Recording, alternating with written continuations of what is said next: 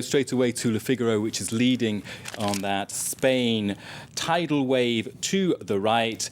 Espagne, ras de marée à droite.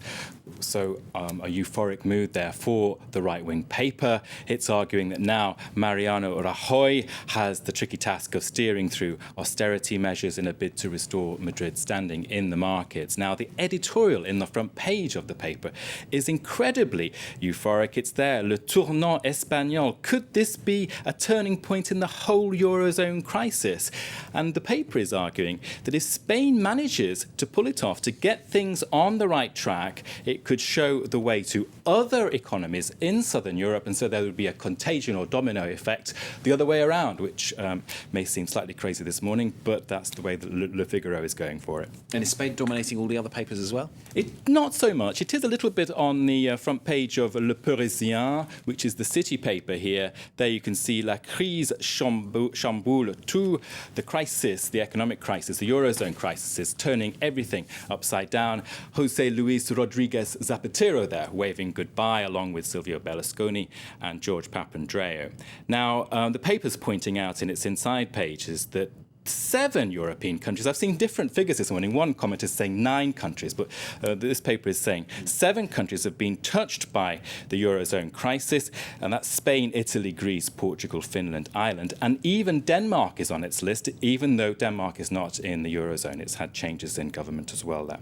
Now, Le Parisien has an interview with the European affairs specialist, Jean-Dominique Giuliani, and he says what's going on is, yes, a shift to the right in Europe. We've seen that before the crisis.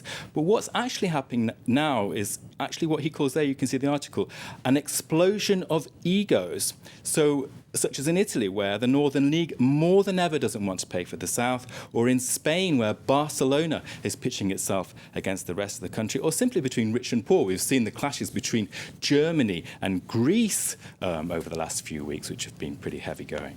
So not very good news for the socialists. What about the left-wing papers over here? Well, the Libe is not, surprise, big absence of Spain. A historic socialist defeat does not make the front page of the left-wing daily. Instead, we've got enemy number 1, schizo, Sarko, and the paper is asking, well, he's really pulled up neck and neck now with François Hollande in the polls. His socialist rival has lost 9 points in one poll on Sunday, and Sarkozy has gained 5 points. They're now neck and neck, and so as far as the paper's concerned, he has a decision to make. Should he rise above the crowd and become presidential, or should he stick to the right-wing, his right-wing policy push? Now, the editorial there is called Posture. Which posture will he take? And it's a question of, well, for him, the editorial writer there is arguing that it's a very personal dilemma for him. One part of his body is saying, I want to throw myself into the ring, but his head must be saying to himself, now is the moment to arise above all this and just play sort of presidential and not get drawn into party politics. And you put out an intriguing piece, haven't you, in Le Figaro, to do with Marine Le Pen? Well, of course, this is the bugbear of the whole political scene in France. No one knows what's going to happen with the far right. Marine Le Pen has billed herself over the weekend as the candidate of re-industrialization. Now, she's saying that she's going to be the head of a strong government. But in her speech, she took a whole 50 minutes to get round to immigration.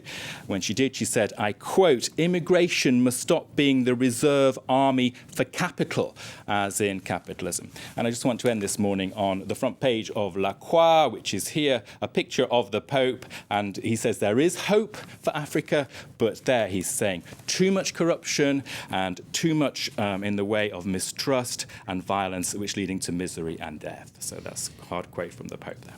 OK, Nicholas, thank you very much. There's Nicholas Rushworth there with his look through the French newspapers today. Reminder of the headlines then. 15 dead over the weekend in Egypt as protesters show little sign of leaving